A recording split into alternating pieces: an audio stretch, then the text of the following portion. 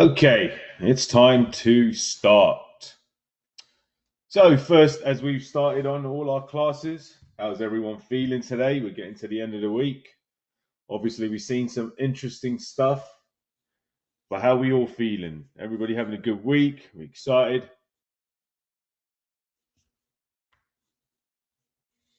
Brilliant. Great. Love to hear that. Excited. Good. Well, let's stay excited and it's time to begin. As usual, this is the confidentiality notice and a disclaimer. I kept it up for you all to read in case you haven't. We've had it up during all of the sessions. Let's begin. So what we're going to do today, this is our final class, and in the first 5 sessions we spoke about the strategy.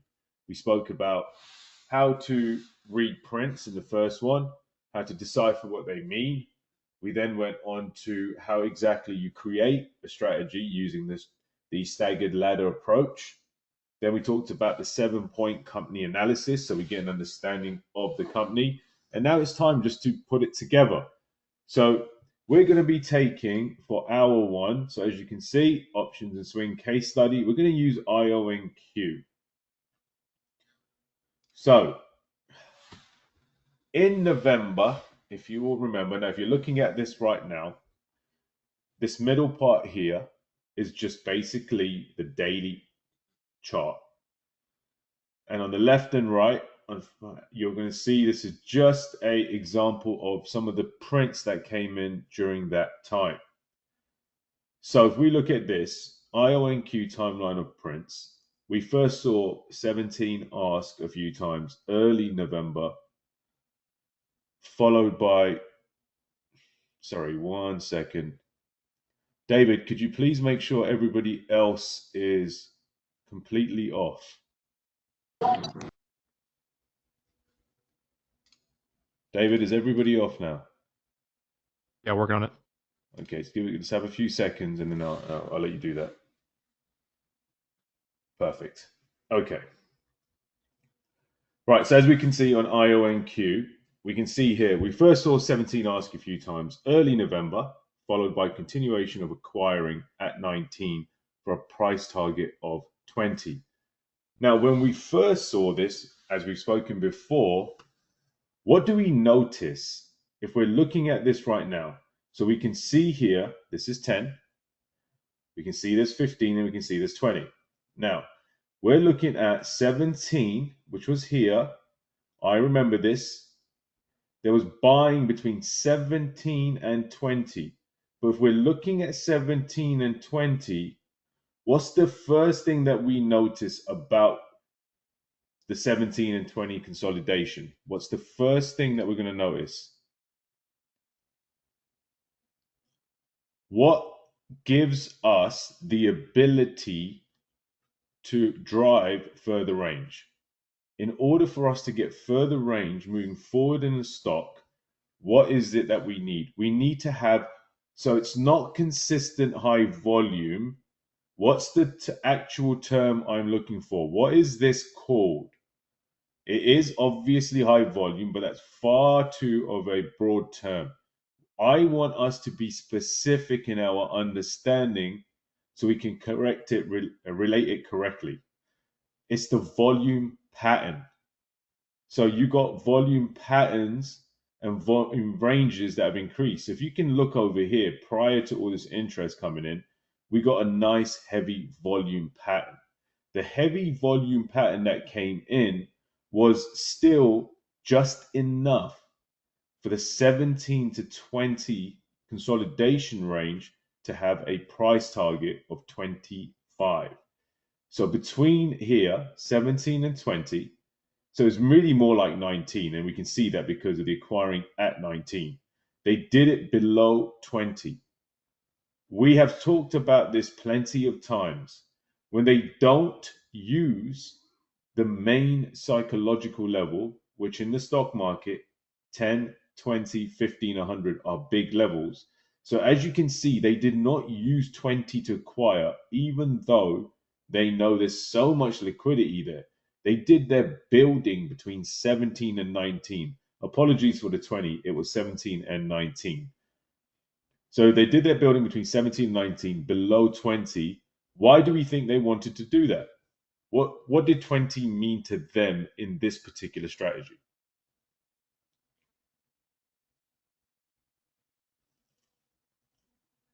What do you think that meant?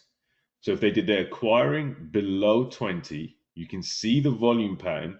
When they release this to the price target of 25, we can see how the volume pattern is now doubling.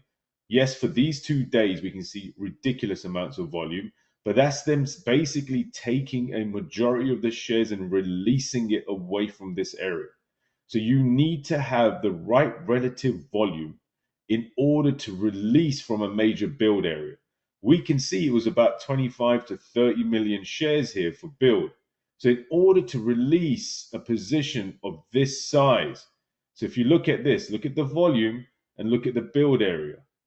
In order to release that position, the volume must be relatively high also. It has to match the amount of build. You need something monstrous in volume in order to release such a position. So once they released the position, they did not want to mess with 20. They didn't want 20 to be a problem. So they wanted to use 20's liquidity as part of the release. They were going to build their major position here, and they wanted to come into 20 to then use the liquidity to further build. If they're using the liquidity at such a level to further build instead of just build, what does that start implying about the possibilities?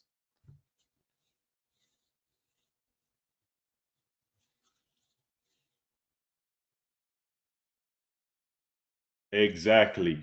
Now you got the prospect of midterm, long term, extended range, and long term, higher range, much higher price target long term. Absolutely correct.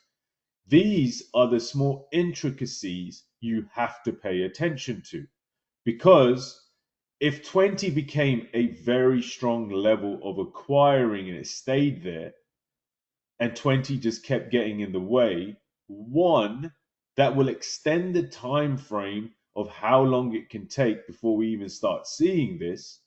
But in order for us to say midterm, long term, so a continuation of the range and targets that's just looking to meet, what you want to start seeing as at the major levels as 20, where you expect to be complete hold up and build, where they would use the liquidity, if they know that the interest levels of this stock are going to continually get higher as the exposure and interest increases, it makes more sense when you have the volume you need already to not mess with a level that you know there's going to be so much liquidity waiting, so much retail waiting. You make sure to build underneath it. So when you're ready to release your initial position, you can go into 20 and use that liquidity to continue moving forward. This only goes to show. So let me ask you something. During this period, we know it's a release to the next level, but what does that also tell you about the real position that they most likely had? What do you think about that? Do you think this was the position released, or do you see along the way they added a lot more shares?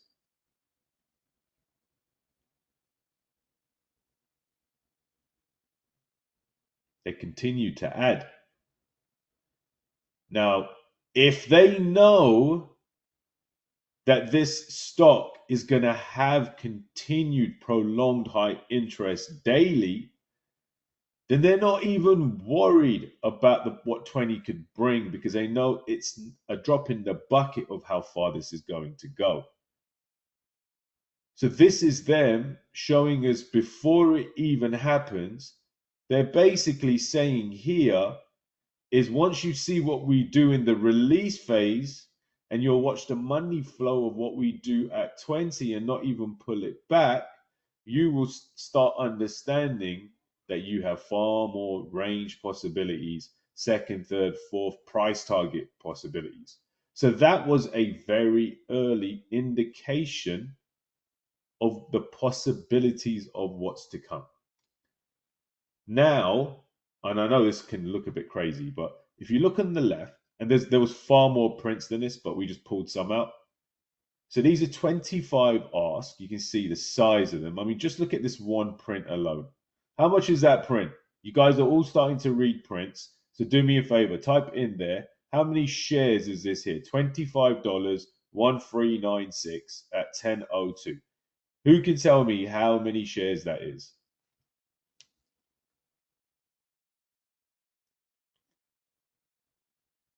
About 140,000 shares, 139.60 to be exact, correct, Brish? So that's 140,000 shares as part of one execution. Do you see how this is one execution? The timestamp is exactly the same. This is one person executing on all of these shares or everything at 25. What do we like about this execution more than anything else? Who can tell me? What do we like about this execution more than anything else?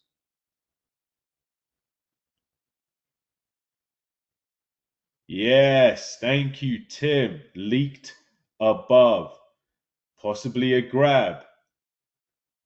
What does this say more about the buying at 25, or they already knew they wanted to get a lot of shares and they weren't even bothered how far that needed to extend above 25?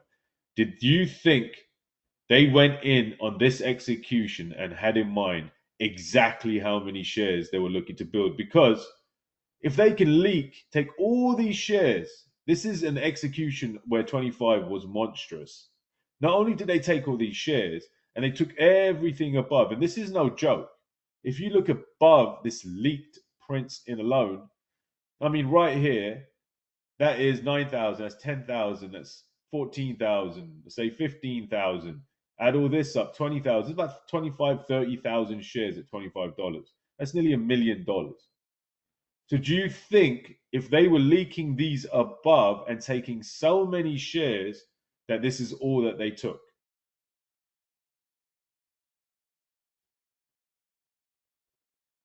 Do you think so? Do you think there was a lot more? It was a tip of the iceberg. There was a lot more taken.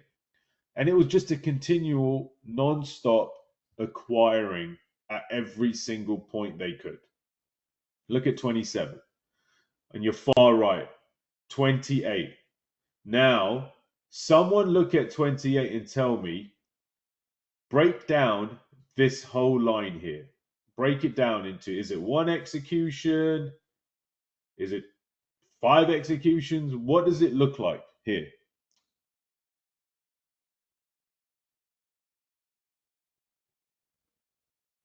Now, I do know before someone says you can't see the seconds, which is probably going to be Davis. No surprise, there we are. Can't see the seconds. But basically, it was one execution. It was a few seconds off here. I did double check just to let you know it was one execution. So if you looked at this one execution, look at this 27.89 all the way through to 28. Again, they're just showing that they just want the shares. So after the first price target of 25, so that was based on, so the first price target of 25, was that short term, mid term, or long term? Which one was it?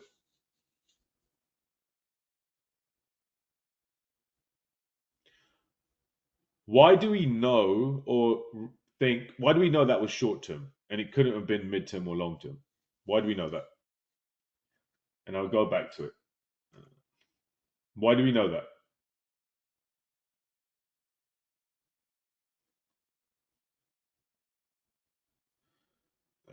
From its size, you're gonna have to be, that's a bit too broad there. What size? Size of what? Look here, I'll give you guys a hint. Look at what the average range kind of was when it was just doing nothing. Look at the volume, size, and time frame of build.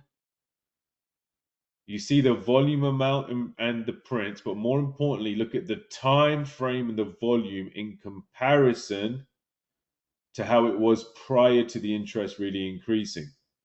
This wasn't that much that needed much time in order to hit its target. So again, if you look at the volume pattern and the amount of volume in comparison to what it was trading prior, you then look at the size of the build within this short time frame, then you see that once it did its majority of building, the volume then came into a pattern ready for release. This is where you can correctly understand that this was more short term. So then this next phase, and I'll go to the next slide in a minute, but just because this is a very clear chart, what's the difference in this phase? The next phase of volume and build. What's the difference?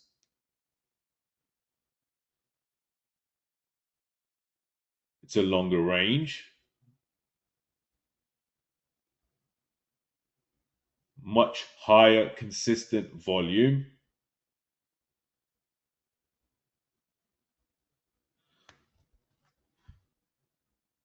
So what do we think this one is? Is this short term, mid-term, long term? What are we considering here for this phase of building? So this is phase one, start of the strategy, short term. We know because it was a tight range. It was building between 17 and 19. I do apologize about this 20. 17 and 19, very tightly controlled, short term range of build, easy price target of 25. When it came to 25, what is it showing now? The size of the volume pattern building along the way. And then, as we can see, it starts a sideways consolidation and a high consistent volume. That now starts looking more longer range. So this would start looking, would this be something, let's say that you had already put and planted for 4 months here. What would you be looking for if you started seeing all of this next phase of building? How would you be looking at putting your contracts in? Would you be looking at 4 months, 6 months, 8 months, 1 year? What are we thinking here? There's a few things here that will help you, and I'm going to teach you this in a second. What was the difference between this and this? Not 8 to 12 months. That's too far out. Look at the lower highs. The higher lows, I'm sorry. Do you see how although the time frame is longer, the volume is higher, do you notice how it's still moving in the same trajectory long? Have you guys noticed that? Why do you think that can happen? Why is it not just going sideways? Why do you think they can build it up and still technically keep moving the price point up? Yes, no, but what do we have here? Plenty of what? In regards to this stock. What do we have that's plenty? There we go, Tim. Volume's high enough to build within the range, but you can build quicker. When you can build quicker with higher volume, you also allow for new interest, meaning more market makers. So as market makers are propping it up and buying it up in this high volume, it's going to be hard for them to go sideways. If the volume, let's say this was the volume when it started, the initial part of phase two build, which we typically see them doing either exceptional build or taking a majority of their shares to start with to build off of here. Same thing that typically happens here. We're going to see a big bar, which is typically all buying, one of those exceptional days. Then they use that as the basis and foundation to then build the rest. Same very much here, but with the high volume, there was far too many market makers in there for it to simply strategically go across. It's going to build and go, because they have so many market makers and more than enough volume. Now, if this was how it started, and let's say after a few days, we started seeing this type of small volume, what do we think the chart would look like, and what do we think the time frame could now look like?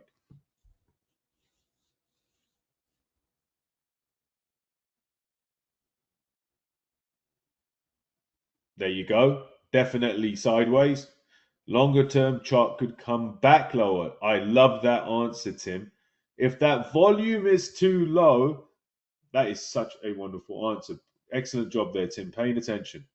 So British is right. It can go sideways. But what Tim is saying is not only could it go sideways, but if that volume starts coming in to be this low, then they might start bringing it further down again towards the 20-ish because there's not enough volume, which means that they need to bring it down to build. So one of the beauties about having consistent volume, not only does it stay here, but it doesn't need to come back to build because they've got enough volume to build as they go along. If the volume started coming this low, and as British said, it will go sideways, which is correct. But then as Tim is saying, it could also start coming downwards because if they don't have the volume, they're going to take the shares where they can get them. Does that make sense? Well done, British. Well done, Tim. Does that make sense? Perfect. Now, as we can see on this part now, after the first price target of 25, we can see the volume is now increasing on the daily, which correlates to far more exposure and interest from investors, both short and long term, requiring a slightly longer build period. There's far more of them in there, which gives way to far more interest in this company. The volume has consistently stayed up in this second phase of build. So this is phase two of build. It's a lot higher. Even when it's had its lowest volume date, it's still significantly higher than in the first phase. So as this keeps building more and more, now the first thing we want to do is look at our calculations. This went all the way up to 38, right? I just want to make sure. Did I put this here? Sorry. So build print. So 25 to 28 was this trajectory for a price target of 30. But the reality is we have to give it a price target of 30 because 30 is what? Why did we have to give a price target first at 30? We know there's far more build in this to go further than 30. That's obvious. But we want high percentage strategies. We want high percentage habits. We must always take into first look at, especially when we get to a massive psychological level, we want to know what happens there. It's not about when I say price target that it just means this is where the buying goes to. But this buying will really be validated what its true essence and worth is by what happens at 30. 17 to 19 was really validated in what its true essence and what its real goal is by what happened at 20. So though I knew 25 was a price target, I want to know what they're doing at 20. Because what they're going to do around 20 is going to give more, is going to add value and understanding to why 17 and 19 were the areas of build. In the same respect, they did the same again, but why did they do between 25 and 28 and a $3 range? They have more volume. When you got more volume, you improve the range and you can build up big, larger position. Plus, there was far more market makers involved at that time. So we can see, although the price target was 30, we absolutely know you do not build for between 25 and 28, which is $3 for a $2 profit. What was the reality of that price target? What would you have put as a price target for that? If 17 to 19 had a $25 price target on this type of volume, when we get this type of volume between 25 and 28, what's the minimum price target? Absolutely. It's going to be easily $3 range on a stock that moves like this in $5 increments on the daily. You're easily going to be looking closer to 35 as your real target and 40 being another psych level as the attraction as the next target. But if we do not build a solid case all along the way, then we're not true to a high percentage follow. So not we might have already said 25 to 28, easily 35. But you don't want to miss what happens between 30 and 35 for one reason and one reason only. Why do you want to know what happens at every level along the way when it hits there? Why do you want to know that? Why is that important?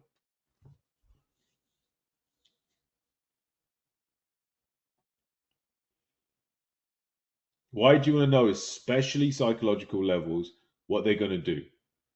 Man, to understand who you're following? No, we know who we're following. Buying's buying.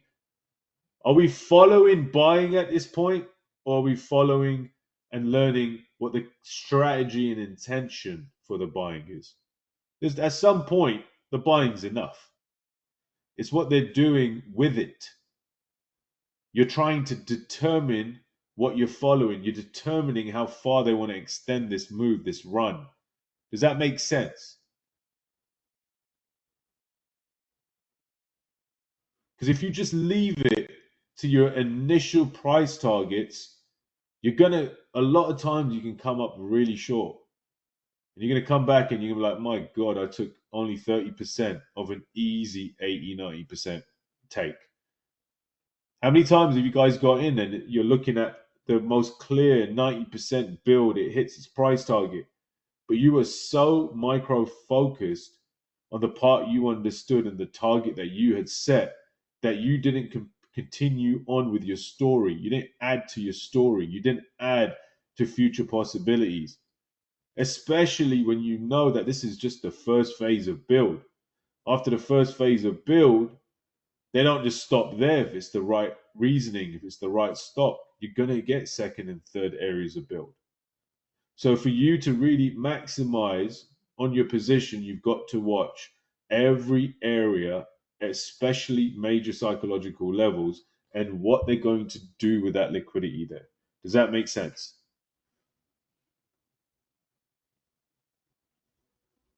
Perfect. So now here it gets even more fun. Look at this on the left. And this is a good way for you guys to really understand and start seeing prints directly off of our platforms. On the far left, look at the size of the 30. But more importantly, is what has been consistent?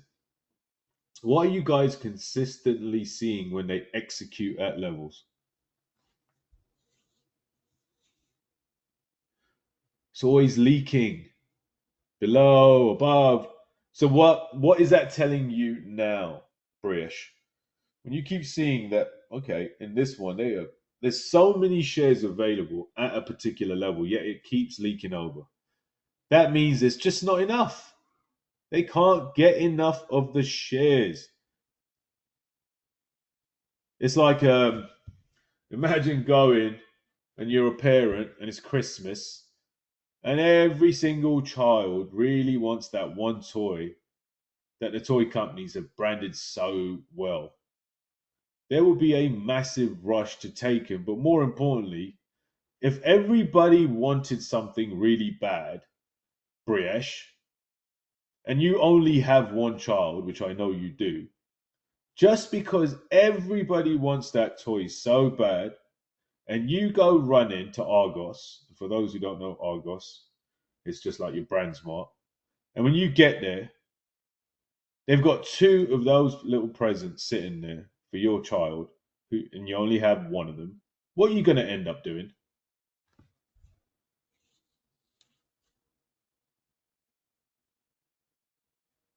He's going to take both of them. And in the same way, when you know everybody's running to get this, and when I say everybody, who am I referring to? When we talk about Prince, when we talk about this strategy, and I say everybody, no, no, I don't care about retail. I care about the people that we are what? What matters? for us following. So we only care about market makers. Retail doesn't do anything for us. We are retail. So if you look at this, pay attention to small pieces of information that make the most impact. Nearly every time that we saw massive levels, we saw so many orders sitting there. They could get plenty of shares, but it was just never enough. Look at this: 29.99.97,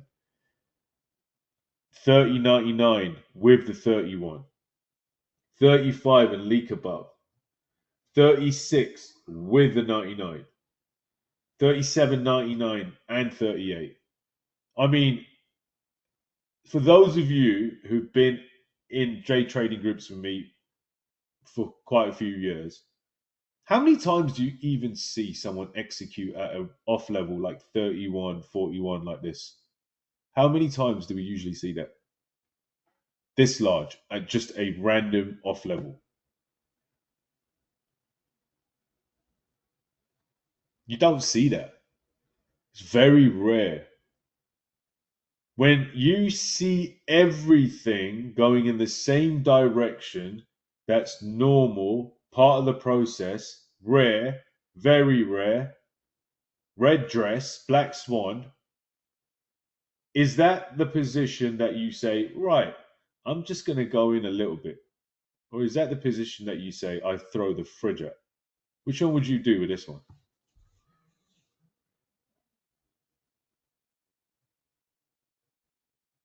Do you step into this type of stuff? Or is this the one that you throw the fridge at?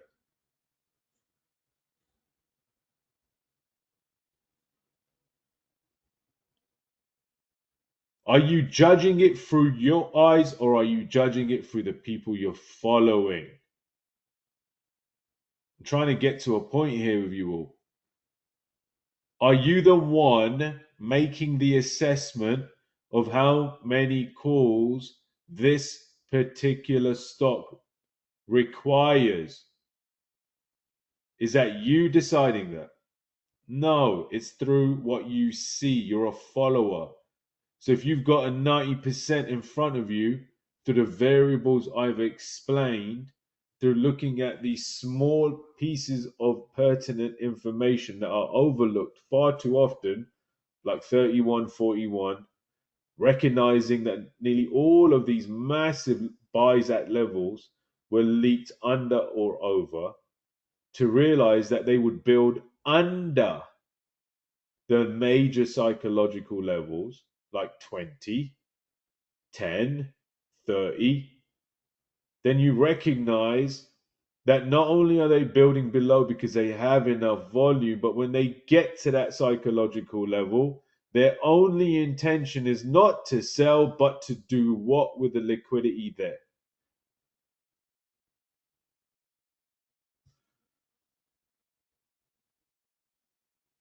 Come on.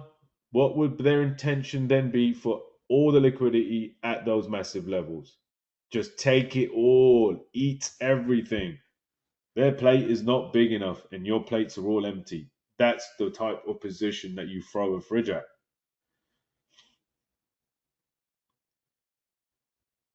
So, after the second price target of 30, which we know it wasn't, but we needed to see what happens at 30, we can see the volume is now consistently high and the consolidation is now far longer and the range of acquiring is far wider, meaning presence of more buying and positions.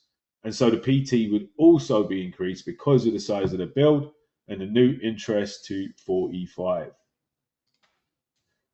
Was that clear? I've done this one before, by the way. There was the exact same one, and you can go and you can check that out whenever you want. Is that clear? So I was going to do the 7 point company analysis on IONQ, which I did do, but I'm not going to lie to you, it was really boring. And I rather do it on OKLO because there's a lot of nice information for OKLO. Is that all right with you? That I use another company for the 7 point company analysis. Ellie, is that okay with you? Because I know I want to make sure. Ellie, are you okay with that? Anthony Seabig, I'm not bothered if you're okay with it, but are you okay with it? I'm only joking. We got to have some humor. Right. 7 point company analysis. Here's an example. This company name is OKLO. Please type in if you have ever heard of this OKLO thing ticker. Have you ever heard of it? Who's heard of it? David's never heard of it. Only his bank account sings about it. So, company name OKLO. Do we care about the name of the company, the 7 point company analysis, if we don't see the prints, if we don't see the type of exceptional buying that we like, if we don't see what we need to see prior to this? Does this even matter? So if you were looking on your workspace and a random ABC stock in a day had 50,000 shares purchased at $14, and then an hour later comes back to 14, and now you got 5,000 shares purchased, are you doing a 7 point company analysis on that stock? What is the most valuable asset there is? So what should you not do with it, Davis? Waste it. Looking at crap. Agreed. Perfect, Davis. Hyper focus on the percentages that matter. One thing I notice with traders for many, many, many years is I will sit there going on about a stock or a company non-stop, and then all of my fellow traders will just go off on a tangent on another stock. If your stock was so great, do you think I would be looking at that over my stock? Do you think so?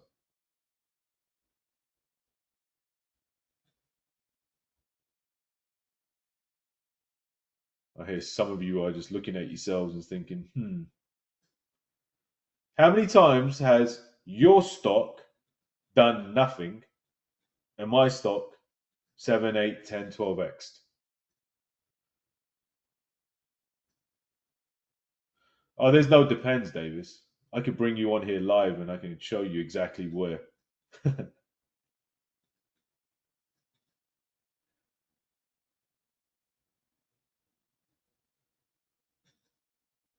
Now, all jokes aside, one of the most important things is use your time wisely. Don't fall in love with a stock. Don't make it personal. Don't say, look, I found my own stock that I can share with the room. Is there any room for vanity as followers? Is there any room for vanity as followers? Think about that in essence. I'm following someone who takes me to success, and all I have to do is just be a follower. And yet, I want to incorporate vanity. How does that even add up? Doesn't shouldn't you be more stealth, shut up, and just follow and accept that you found a way to make the person who has all the vanity transparent to you? Isn't that more fun? It takes away something that is so useless in trading when you just simply follow what's the highest percentage. What is begins with E, the largest killer of a consistency in a day trader? One is ego, 100%. But all of these things, ego, all of these different nuances, it's all in the end just asking for you to open yourself up to absolute emotions, as Steve just said, Davis just said. You're going to start getting emotional. If there's one aspect that you want to truly stay away from until you're able to control your emotions as a trader, is anything that allows them to take control. So the second that you're like, oh, I found something, I'm gonna let the room know, and I'm gonna keep looking and looking and looking. So let's just say, let's find someone right now. Tim, let's say you're looking at ABC. I'm sorry, let's say I'm looking at ABC. And ABC is basically, let's not even do ABC. I'm the one here. IONQ started 17 to 19 to 20. At that time, Tim, you were watching it, you were liking it. Then I started explaining what's going on. Then it has this new fresh buying and starts trading above. And then here comes XYZ. XYZ comes along and starts building at $3. And then it starts building at $3.25. And then it builds back again at $3. Then it builds back again at 3.25. And then as you're looking, it goes, Doug, it's prints at 350. 1 week later. 1 week later, it's prints at 350. 1 week later, I'm talking about prints at 34. 3 weeks go by. So now during this course of a week and 10 days, your stock is ponying around 50 cents. My stock is now going up $5, $7, $10. Although you're trying to find encouragement and belief in what you're looking at, what is your emotional intolerance telling you at this point right now? What is that aspect of you speaking to you right now saying?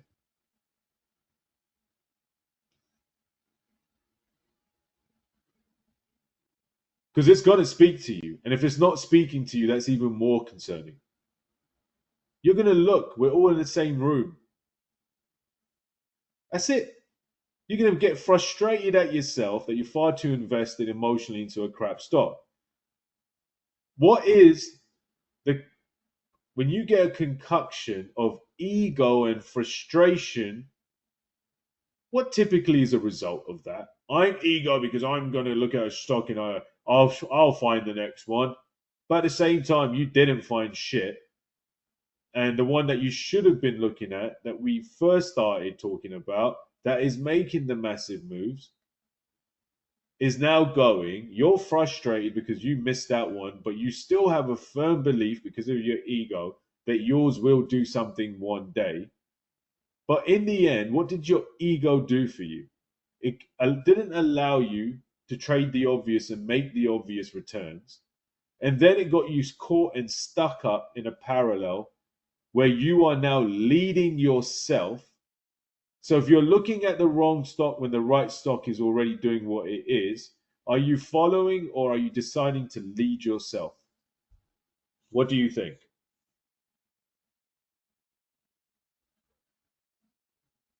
As British said, you're not following, and as Tim said, you're leading yourself.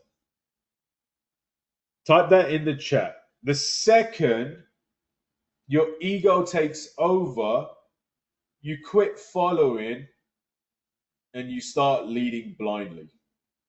There you go, Trevor. Thank you. Blind leading the blind. Exactly where I was going with it. The second your ego takes over, you quit following and start leading blindly. The biggest problem with our egos in trading is how often, whether it's trading or in life, but let's keep it specific to trading, how often will your ego be more than happy to continue down the pathway of poor trading, no returns, exceptional stupidity? How long can that continue on for? And it is a pre-programmed default of ourselves, our emotions. So ego can take you down that path forever. The problem with that is this. If you start straying away from the correct path, not only are you further away from where you need to be, but now you need to not find yourself back again, which requires a certain habit and certain tolerance. But when you find your way back, now you have to go back to being a follower. That takes a whole structural change mentally. Do you guys realize how much of a habit change going from leading to following is? Who understands that? Who believes there's a massive difference in your makeup from being a follower to being a leader? Who thinks there's a huge difference?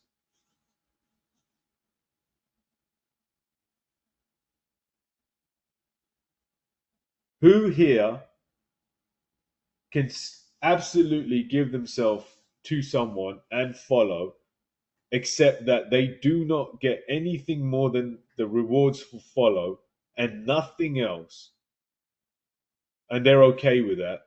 Or who here has a tendency to always want to lead, even if that incurs losses, incurs pain, incurs frustration, never sees progression? Who finds themselves doing the latter more than the former?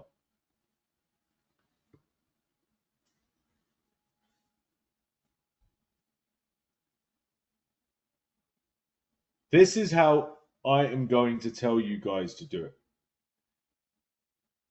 Do we think that keeping all our thoughts in our head is the best way to go about change? Or should we write it down and look at it and say it out loud exactly what that means?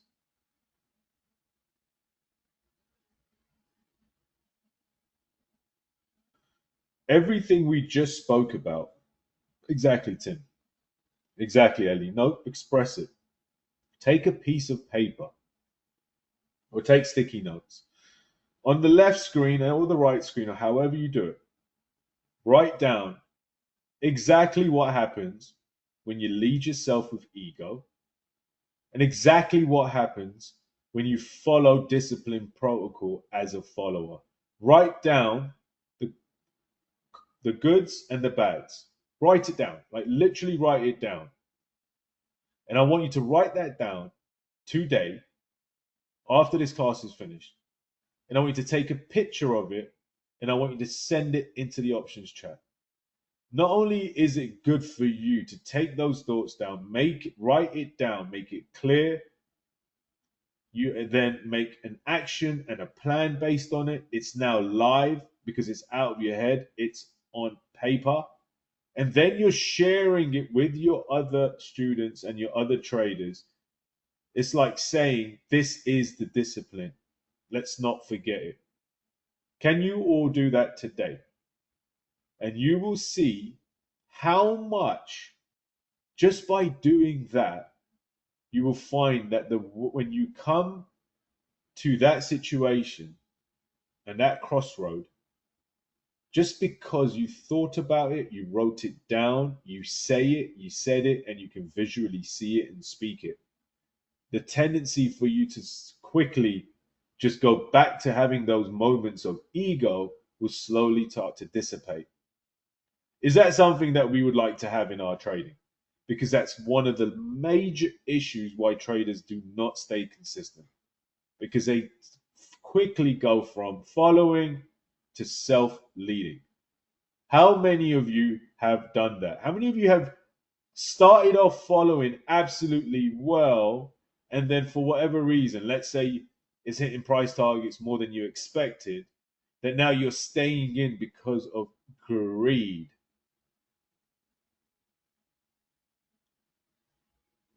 The only person that should say or not respond, I have, is that person who's never traded in their life. That I understand. If you've took a trade, 1, 2, 5, or 1,000, you've absolutely done that. You've got in, you did the right execution, all your reasoning and basis were correct. Then you had a price target of $1, massive volume kicked on. Now it's up to $3. Now it's not even about who you're following, it's about confirming how much you can. It goes from who you're following to confirming how much you can. Finish it off, type it in, make. And we all do that. So that was just a quick rundown and give you a bit of psychology. Like I tell you, I have to because I just love psychology and it's the most important part for a trader. But now let's go directly into this 7-point company analysis to complete the last half an hour. So 7-point company analysis. Example, company name OKLO. Their headquarters are in Santa Clara, California. Year founded 2013. Sector, nuclear energy company that designs and builds fission power plants. Institutional ownership is 44.06%. 134 institutions. Is there anything here that we like? Is there any part of the information you see in front of you that you like and why? Type it in.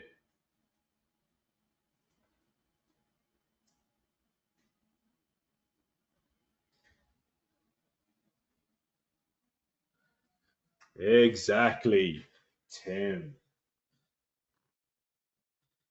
44% of the outstanding shares are owned by 134 institutions. What are those 134 people called in our eyes?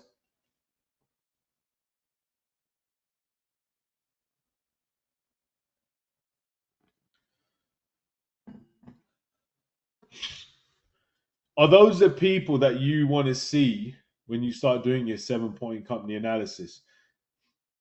Is that validating all these prints that we've seen?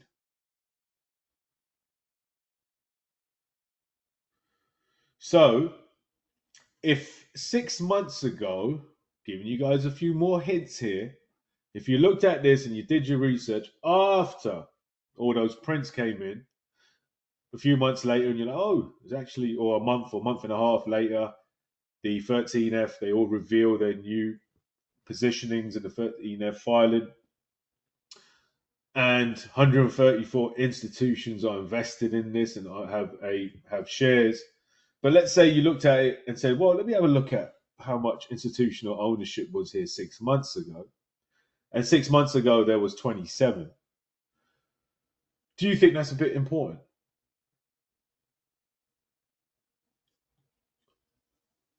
For what we do, do you think that same piece of information always serves the same purpose for everyone?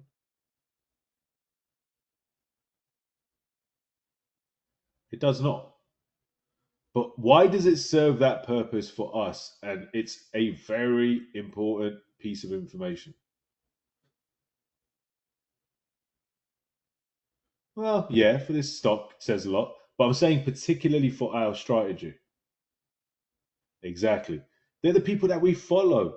So if we look 6 months ago and there was only 30% institutional ownership of what we see today, then you know that everyone that you followed in on the prints is part of this new group that owns it. What is this again? What did I tell you? The more institutional ownership, the higher the percentage and the amount of hands that are holding, what does that start to mean as we leg up to new volume patterns and phases of build? Do we get less range or can we get more range? There we go, Tim. You're going to get less orders and you're going to get more range. Who likes that if they're in the money by phase 2 or 3 and you still got months left before your time expires? Who thinks that's really nice to see? Who's getting excited?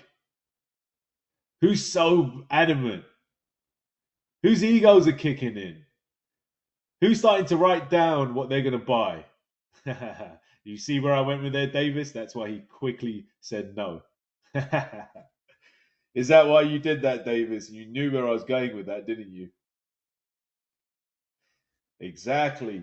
At no point ever do we care. We are followers. Once we have completed that and we've did what we were supposed to on the execution and management, then go and get excited as you want. If you want to go and meet up with Davis for a night out in a bender for the next 3 days, go do that. But don't do that when you're in the position. When you're in your position, remain disciplined, remain focused, and never forget you're simply following. Because the way you follow them in is how you must follow them out. So if you're not focused, if your habits aren't correct, if your mindset doesn't understand that, you're not going to be able to maximize your understanding, learning, position, and consistency. So make sure you understand that. The C suite. C suite is their corporate suite. CEO co founder, Jacob DeWitt. Huge experience in a variety of advanced reactor designs. CFO Craig Belmar worked many years in several key finance areas for British Petroleum plc. Why do you think Craig Bulmer is a interesting CFO and important to a company that's kind of a startup? What does this man bring as a CFO?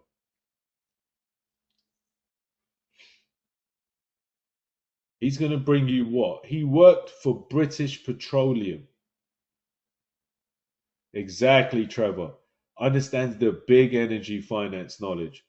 When you have already understood how a multi-billion dollar behemoth like BP is doing and how they've overcome him and he understands their finances, he's going to be able to condense the time of mistakes and burn rate for IONQ because he knows where not to lose money, where the money needs to go. Very important, especially for a startup. COO co founder Caroline Cochrane, multiple company founder and background in nuclear. CPO Alexander Renner worked at Nuclear Regulatory Commission for 7 years as a reactor engineer, project manager, and reactor inspector.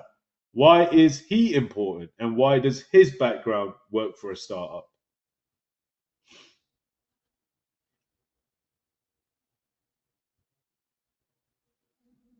Why is that CPO so important and why does his background help? He understands the regulations so they don't have problems. Exactly, Tim.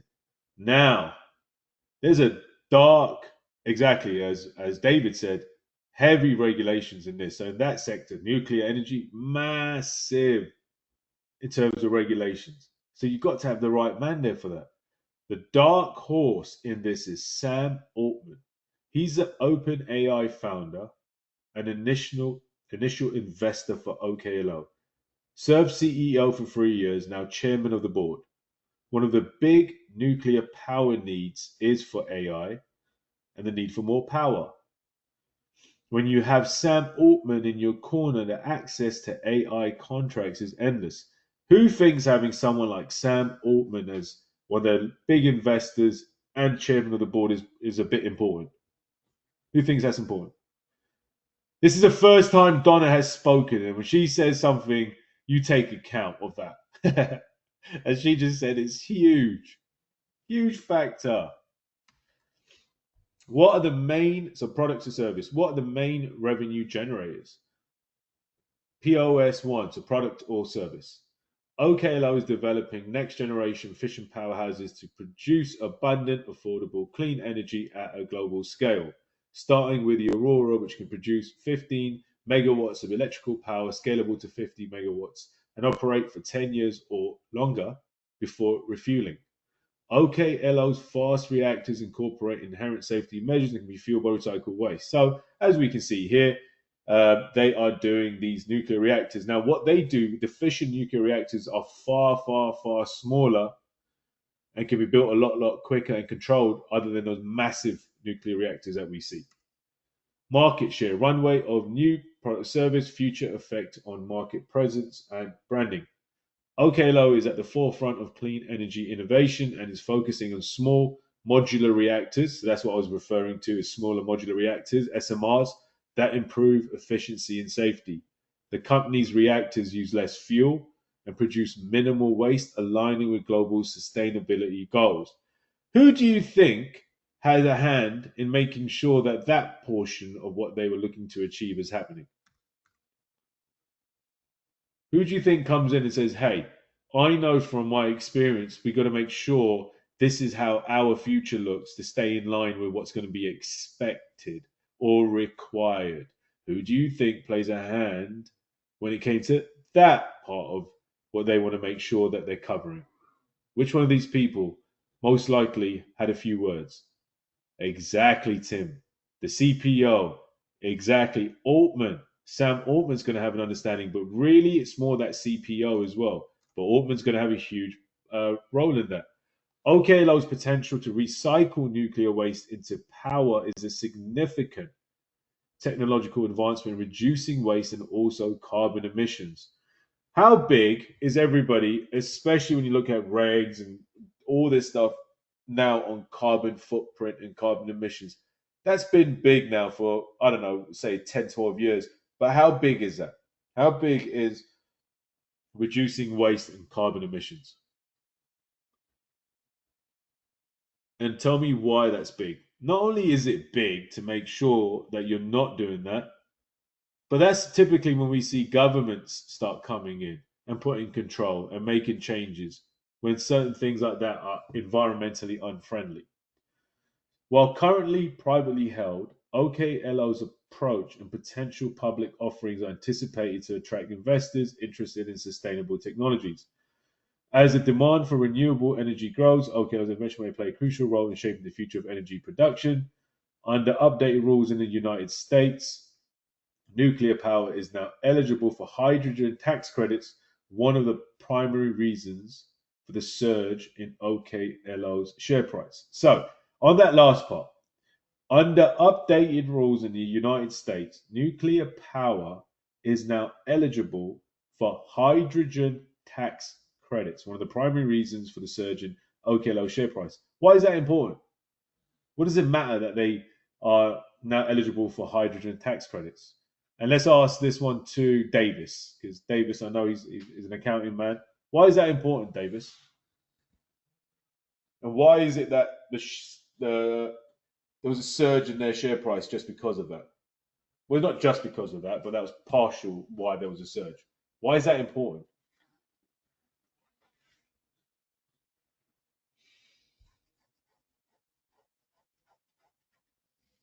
I'm just going to give Davis a couple of seconds here. As you all know, I like to get everybody involved when I'm teaching. I don't want you all falling asleep.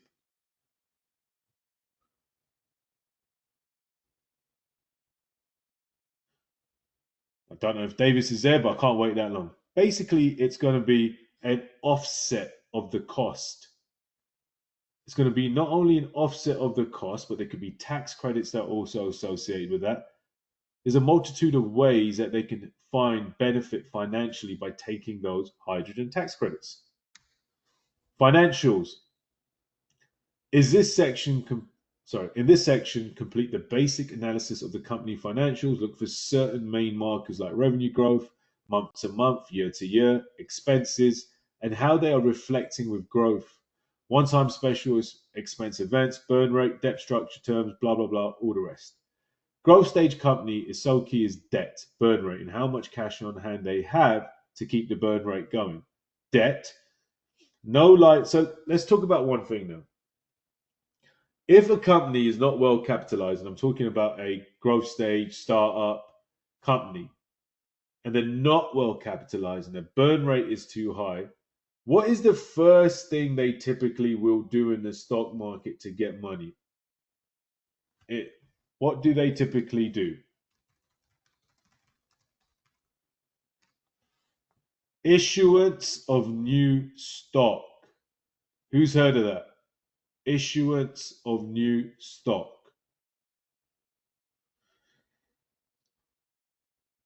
Give me a yes or a no.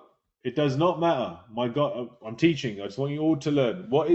Who's heard of issuance of new stock? If it's a no, not a problem. This is what we're here to do. Basically, what happens is if you have, let's say, OKLO, I don't see exactly how many shares they have here, but let's say they got 10 million shares out there on the float.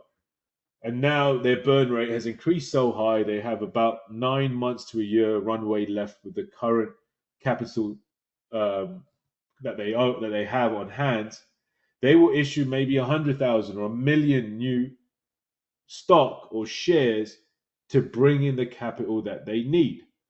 But if they issue new stock, what happens next to the stock? Now, what do you have? So if they've issued new stock in order to gain more capital, what happens to the amount of shares available for that stock?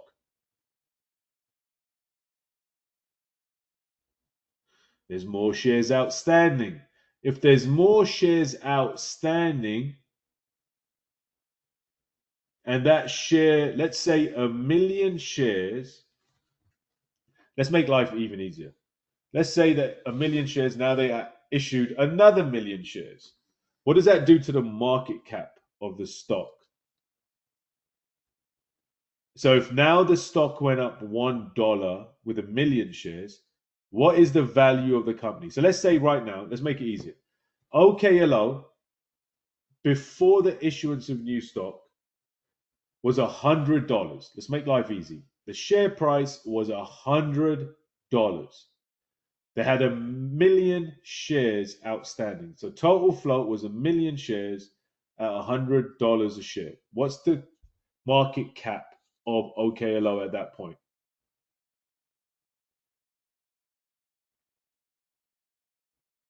A million shares at $100 a share. Absolutely. 100 million market cap.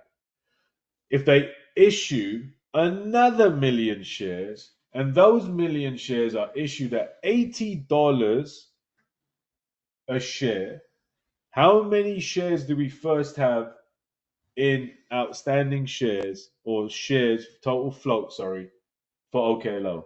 What's the total float for OKLO at that point? 2 million.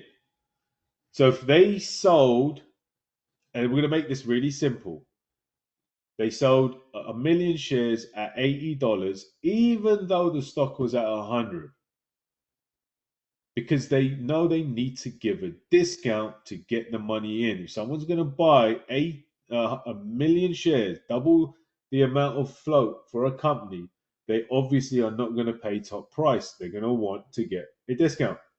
So now, let's say the price had averaged out to $90 a share. What's the market cap of the company now?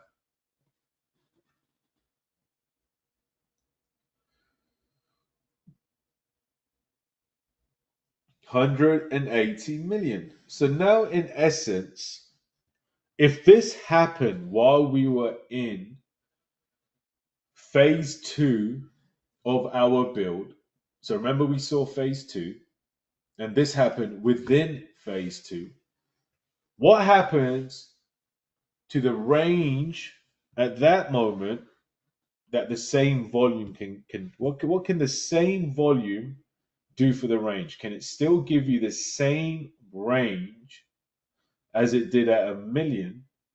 Can it give you the same range at 2 million? Why, Kevin? Because there you go. As Tim said, the orders thicken, which decreases the range. So remember, make a note. If within your position they issue new stock, that means it's going to take more volume for them to take it to the price target. If it requires more volume, what in essence might you need also at that time? More what? It's options now, time decay. What should we be thinking will be required? More? Come on. Time. You might need to go further out with strikes. You might need to sell off some of your positions and buy out further on a dip. Does that make sense to everyone? Say yes or no.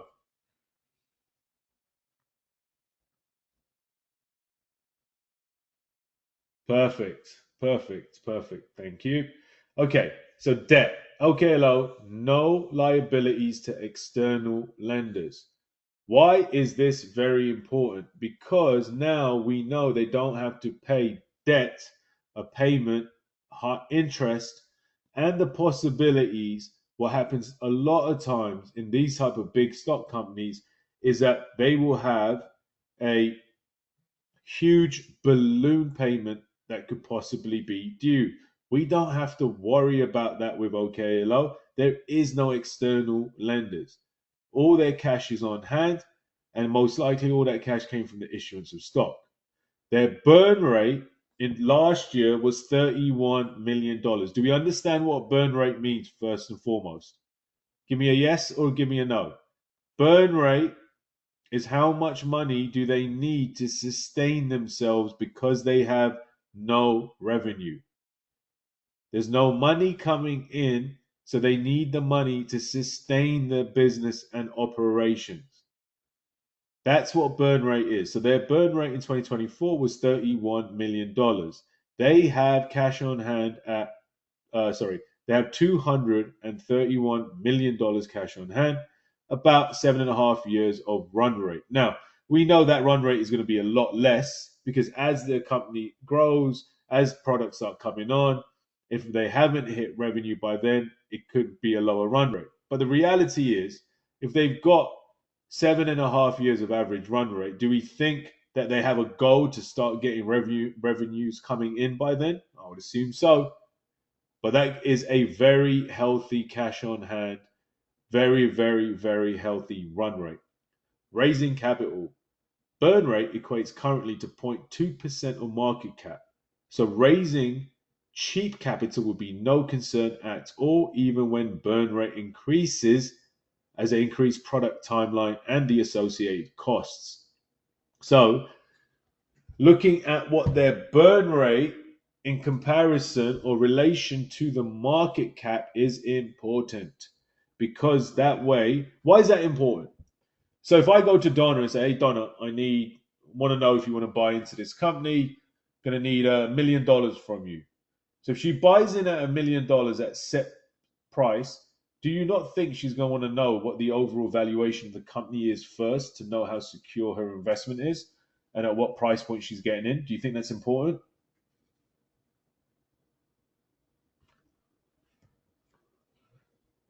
Wouldn't you do it?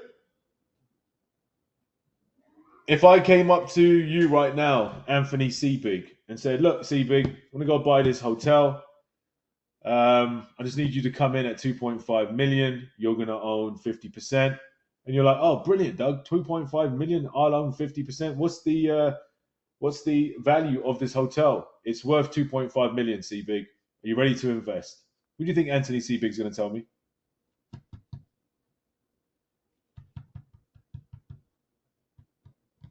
Yeah, take Ike. What else?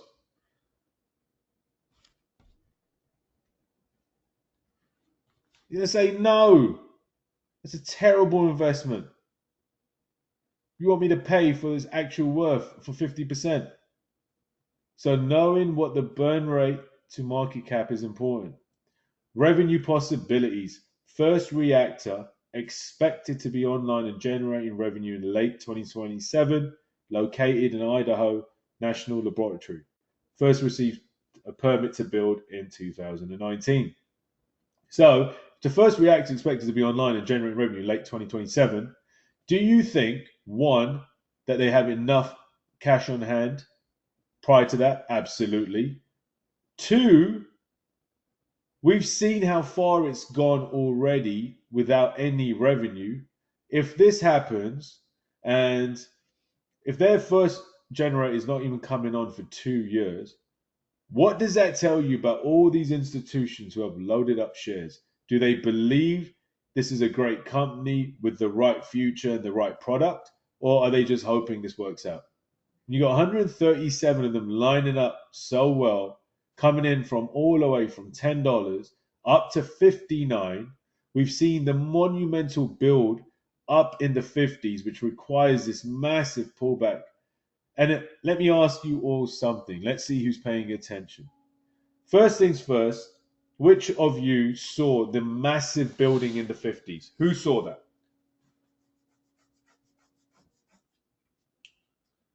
Who saw that even though it's down in the 40s, it's on low volume and absolutely no selling? Who saw that? What do you think Doug did when it's down in the 40s? What did Doug do? Ah, Kevin. That is brilliant. Oh, mate, you make me so proud. You really do. I'm going to have a little moment here to myself. Well done, Kevin. I added. I went out longer. What does the size of the build, the phase 3 of build, the range of information and build say? Now, adding, did I add 2 months out or 3 months out? Or did I go out as far as I could, knowing what the information's telling me? I went out 8 months. I went out long term. More importantly, if you did your 7 point company analysis, when are there revenue possibilities? What year? So if that's 2027, now remember, we're talking about a nuclear reactor. We're not talking about your next iPhone. This is a major, major, major thing. They're going to be building it. It's going to be online in late 2027. Do you not think to build one of these takes a couple of days? To build a nuclear reactor? I'm going to assume that takes years to build. So as they're building it, let's start thinking a bit deeper. Exactly, Derek. It actually takes a lot longer. But now that we know it's being built, by the way, they started building already. And it's got the build approval from 2019. What starts to happen as they get closer to building and opening and getting ready for revenue? What starts coming out the woodwork? Come on, let's get deep. No, go deeper. I'm talking about the company. We know the stock has all the interest in the world. There's nothing to look at there no more. You've seen that. Go deeper. If I'm about to open and bring online the first SMR, and you heard that, the first SMR, which is going to be operational in late 2027, if you're a company that's looking for nuclear energy, what do you think starts coming their way? Contracts. What did contracts do for Palantir? I'm not talking about the last 48 hours. I'm talking about from 10 to 130. What did we see in their massive build period under 10? What kept coming out of the woodwork? Small, but still kept coming as they were proving the product, proving what they do. Contracts. Who remembers those contracts? Not huge open interest. Huge open interest is the obvious. Contracts. Come on, people, think deeper. You're looking surface level. Think about it as though you're the company. Remember, are these market makers investing in the stock or are they investing in the company? Which one are they investing in? The company. So you got to get a bit of deep. There was a lot of federal contracts. Not only was there federal contracts, but who remembers what great projections COVID gave to Palantir? They were asked by countries to come in and they were using their software to understand so many different new elements. So, can situations, black swan events, huge economic situations change the trajectory of companies or condense their time also? Can that happen? Absolutely, it can. We've been talking about one the whole time. Which one was it in COVID? That a company was doing nothing and then went up, I don't know, 5x or something like that. It was something ridiculous. Peloton. It was ridiculous. Let me ask you something else. Let's say, which is the next? Come on, let's have some fun here. Give me another company, the most obvious, that would do a lot better if people are all they're doing and have nothing else to do but sit at home. Which company? And I'm talking about 2020. Netflix. Thank you, Tim. Netflix. Tim, when everything dropped massively in March, what should have been the first position that everybody should be thinking of taking, knowing that everyone's sitting at home for God knows how long? Netflix. Netflix went down to $100. This is a true story. I laughed my head off. I was in the lift, elevator, and this old man in my building, who I know is a very wealthy man, not only was he a very, and Zoom, absolutely, David, not only was he a very wealthy man, but me and him used to talk about stocks all the time, and he used to love listening to me, and he took a few of my positions.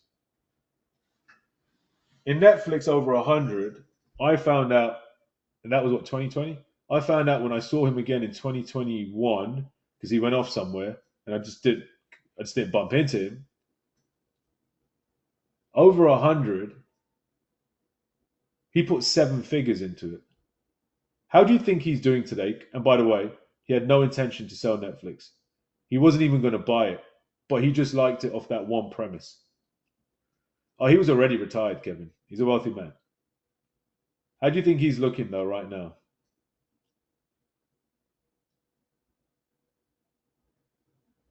Sometimes it doesn't require deep thought. Sometimes it requires something that I've also speak about, which is getting lost. Sometimes it requires a bit of what? Common sense. A bit of common sense.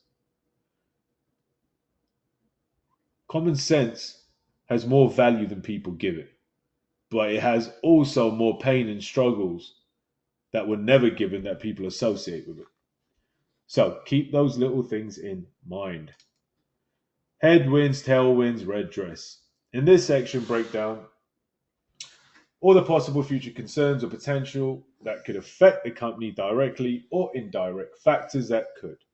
In January 2025, a memorandum of understanding. Have you guys ever heard of a MOU? So if you haven't, that's a memorandum of understanding, by the way, when they refer to things as a MOU. Has been signed by OKLO Inc. and Lightbridge Corporation, exploring joint efforts to establish commercial scale fuel fabrication and nuclear waste recycling, sparking investor interest. Seth Gray, president and CEO of Lightbridge, commented, "This collaboration with OKLO represents an important strategic step in shaping the future of clean energy. The potential co-location of our commercial fuel fabrication facilities could offer significant synergies in terms of upfront capital expenditures and ongoing operating costs. Furthermore, exploring advanced fuel recycling opportunities with OKLO aligns perfectly with our commitment to sustainable nuclear energy solutions." Jacob DeWitt, co-founder and CEO of OKLO, added, "Collaborating with Lightbridge represents a unique opportunity to accelerate innovation across the nuclear supply chain. The potential to co-locate facilities and collaborate on cutting-edge technologies is aligned with our commitment to delivering cost-effective, carbon-free energy solutions. Together, we are exploring new frontiers in nuclear fuel development and recycling to ensure a cleaner and more sustainable energy future." So partnerships, correct strategic partnerships, will also help not only condense time, but what is one of the major benefits when a company makes the correct strategic partnership? Yes, it condenses time, but what's one of the things that every company is trying to get an answer for so they can avoid?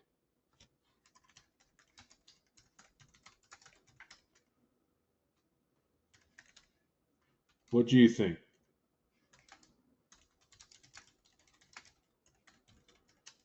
Costly time and money mistakes. If there's ever, because at the end of the day, a company is trying to get to stabilization, trying to get to profit, and then from there try to scale. So along that course comes the mistakes, comes the misunderstandings, and all of that you must venture through first before you can stabilize your company. But if you get into the right strategic partnerships, they can help you avoid a lot of those dilemmas. Is that understand? Do we understand that?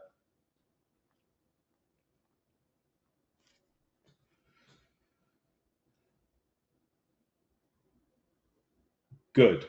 Thank you, Tim, Kevin, Ellie, Anthony. Good.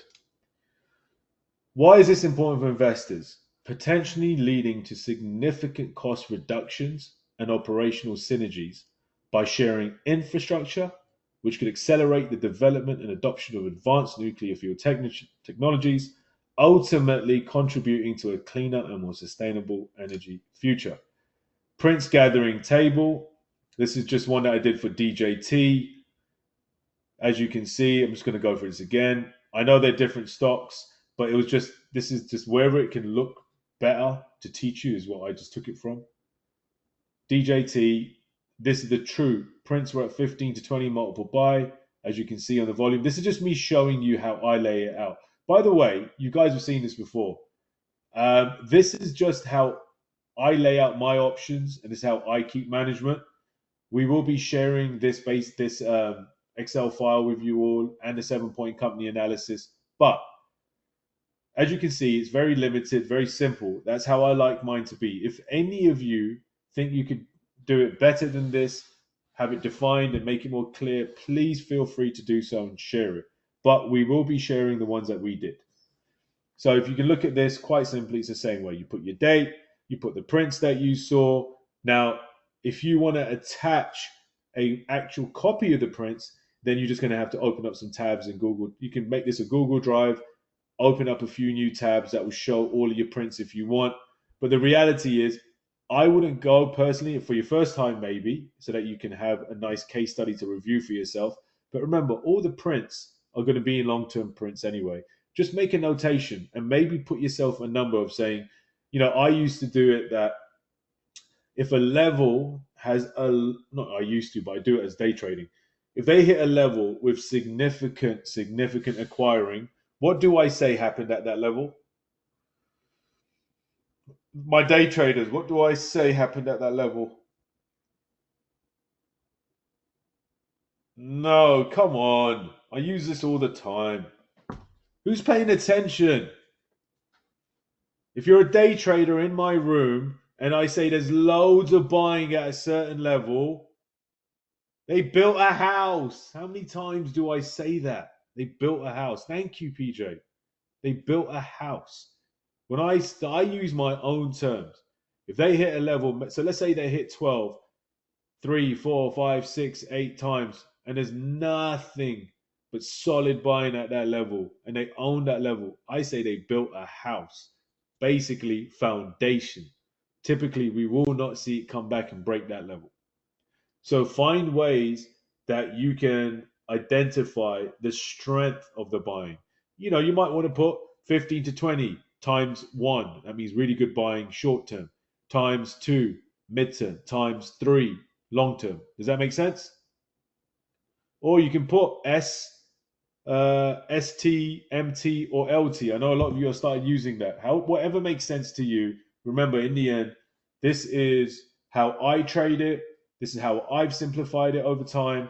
This is how it makes sense to me. But you guys are obviously more than welcome to do it in a way that makes more sense to you. Just don't forget the disciplines that are required. With that being said, bang on 12:30. That is your options strategy. This is what I've been trading since 2020 in my options method. Obviously, you guys are getting the refined version. I've gone through this so many years, made so many adaptations and changes, and this by far, looking at all the different economical times of 2020, of the administration for the last few years where the volume was lacking, this has worked every single time. My percentages are well over 80%. You guys can all share in this beautiful strategy that I created to do the same for you as well. And you'll get all these recordings back once Millen has them all edited and whatever he needs to do early next week. I am going to have a class on either Tuesday or Wednesday. We'll let you know tomorrow. And in that class, it's going to be dedicated 90 minutes where you can ask me all the questions you want. Or, sorry, what we'll do is this. How about we give it an extra week or 2 weeks so you guys get a chance to review your notes, re-watch all your classes. If you want to share this with a friend or family member who you now, after you've been through the 2 weeks, who could have interest and help change their life, they can have an opportunity to watch all the videos again. You guys can discuss. And how about 2 weeks from now, we have a 90-minute session and I will answer any questions you have about what you have relearned or need to know more of. And from that point onwards, we can have weekly case studies and we'll talk about all the active stocks we're looking at. We can update and understand the new buying. And that's exactly how we're going to plan to proceed through these courses. Does that sound good to you all?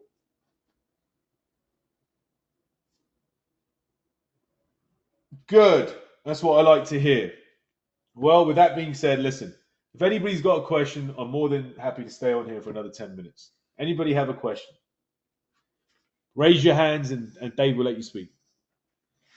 If you have a question. If you have no questions, then thank you all for giving me your time. I really, really do appreciate it. I appreciate it. It does take a commitment on your part to schedule such time, especially when it's at 11 o'clock. I thank you. Trust me, do the work, follow the approach, be disciplined, and you can see so much success like I have. And I'm excited to take your journey with you also and teach you and only help you improve as a trader. With that being said, thank you all. These videos will be out next week. And if you have any other questions, please feel free to DM Millen or David. Thank you and have a wonderful remainder of the day.